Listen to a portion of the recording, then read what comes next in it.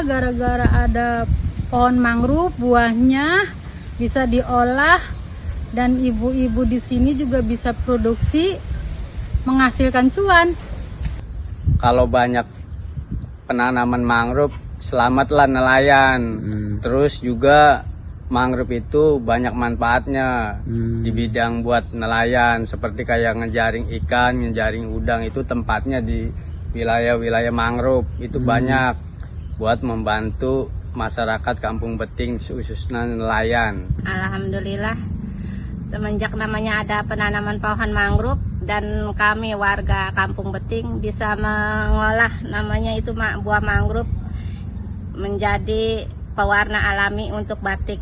Dan alhamdulillah namanya dari hasil membatik itu ibu-ibu di Kampung Beting ini dapat meningkatkan perekonomiannya dan melestarikan hutan mangrove. Selalu ada hikmah, Masya Allah. Kita lanjut lagi bahasan kita dengan pahlawan dari hero di dunia nyata nih, yaitu Ustadz Aji, Masya Allah. Ustadz, apa yang paling berkesan nih selama perjuangan selama 13 tahun ini? Apa bahkan pernah lagi nanam di capit yuyu kepiting atau belut listrik mungkin barangkali ada? Gimana lah kesan yang paling diingat nih? Sebetulnya ketika kita melakukan kegiatan-kegiatan penanaman, semuanya bagi saya berkesan dan mengandung manfaat. Tapi ada yang lebih berkesan dari semua itu, yaitu suatu ketika kita melakukan kegiatan penanaman mangrove, pada waktu itu nggak sengaja kaki kena kerang dan harus kerang-kerang yang hidup di mangrove, akhirnya harus sobek, bahkan ya 1 minggu kita nggak berkegiatan.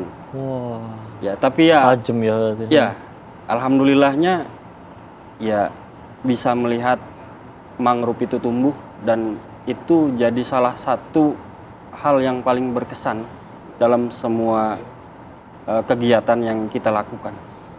Masya Allah. Dan ketika akhirnya sekarang yang ngerasain manfaatnya juga akhirnya jadi melebar banget ya kemana-mana. Alamnya jadi aman. Betul. Manfaatnya juga bagi para pemirsa semuanya ya.